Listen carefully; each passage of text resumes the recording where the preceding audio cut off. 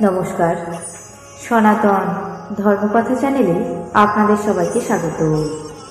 আজ মহাভারতের আদি পর্বের 20 অধ্যায় অর্থাৎ 20তম পর্ব শুরু করব।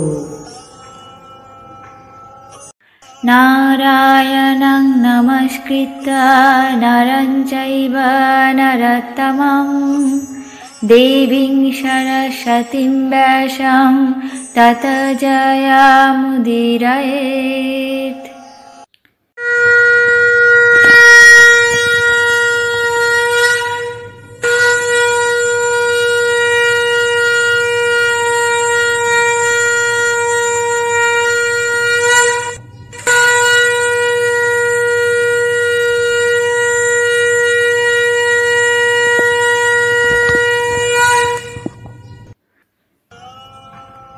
নাগগণের প্রতি অভিশাপ।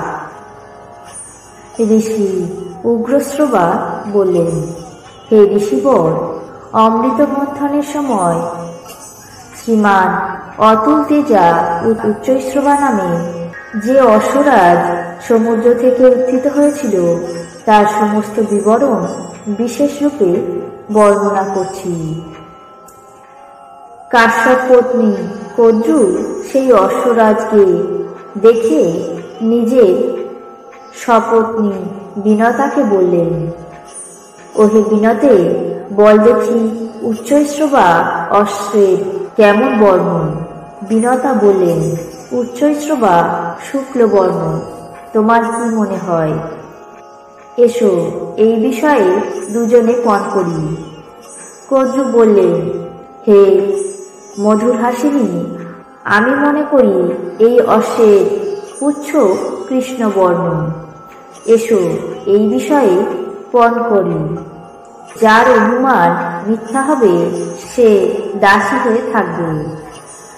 বিনতা এবং কদ্রু এইভাবে পরস্পর দাসবৃত্তি অবলম্বনে প্রতিজ্ঞাবদ্ধ হল। তারপর বলল, কাল এই অশ্বকে দেখব। এই বলে নিজ নিজ আবাসে গমন করল। কদ্রু নিজের বাসভবনে আগমন করে গুপ্ত ষড়যন্ত্র করে নিজের সহস্র পুত্রকে আজ্ঞা করলেন, তোমাদেরকে কৃষ্ণরূপ ধারণ করে উচ্চৈশ্রবা অশ্বের পুচ্ছদেশে লম্বমান হয়ে তার পুচ্ছের বর্ণ কৃষ্ণ তা সম্পন্ন করতে হবে। দেখো যেন আমাকে দাসত্ব শৃঙ্খলে বদ্ধ হতে না হয়। যে সকল সর্প মায়ের আজ্ঞা পূর্ণ করতে পারলেন না, তিনি তাদেরকে অভিসম্পাত করলেন। তোমরা পাণ্ডু বংশাবতাংশ রাজর্ষি জন্মেঞ্জয়ের সর্পযজ্ঞের অগ্নিতে দগ্ধ হবে। সর্বলোক পিতামহ ব্রহ্মা কদ্রুর এই নিষ্ঠুর অভিশাপ নিজের কর্মে শ্রবণ করলেন। পরে সর্প সংখ্যার আতিশয্য দেখে কদ্রুর অভিশাপ প্রজাবর্গের পরম শ্রেয়স্কর হয়েছে বিবেচনা করে অন্যান্য দেবগণের সঙ্গে অত্যন্ত আনন্দ প্রকাশ করে বলতে লাগলেন, এই সকল মহাবল হিংস্র সর্পগণের বিষ অত্যন্ত তীব্র এবং বীর্যশালী। সেই তীব্র বিষে প্রজাগণের সর্বদাই অনিষ্ট হয়ে থাকে। অতএব কদ্রু এদেরকে অভিশাপ দিয়ে উত্তম কার্য করেছে। তারা যেমন সর্বদা প্রজাদের অহিত করে, তেমনি দৈব তাদের উপর প্রাণান্তিক দণ্ডপাত করেছে।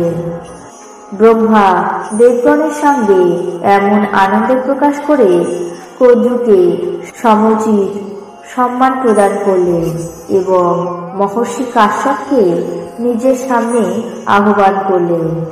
হে পুণ্যশালী, যে সকল তীক্ষ্ণ বিষ সম্পন্ন মহাভুজঙ্গ তোমার ঔরসে জন্মগ্রহণ করেছে, কদ্রু তাদেরকে অভিশাপ প্রদান করেছে। অতএব হে বৎস, এই বিষয়ে তোমার ক্রোধ করা বিধেয় নয়। যজ্ঞে সর্পকুল বিনষ্ট হবে, তা আগে থেকেই বর্ণিত আছে।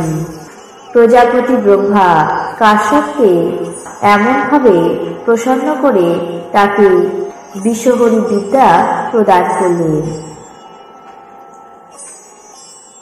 আজ মহাভারতের আদি পর্বের 20 অধ্যায়ে নাগদানের প্রতি অভিশাপ পর্ব এখানেই শেষ করছি। আপনাদের কেমন লাগছে তা অবশ্যই কমেন্ট বক্সে জানাবেন। চ্যানেলটিকে সাবস্ক্রাইব করবেন, লাইক করবেন, শেয়ার করবেন। ধন্যবাদ।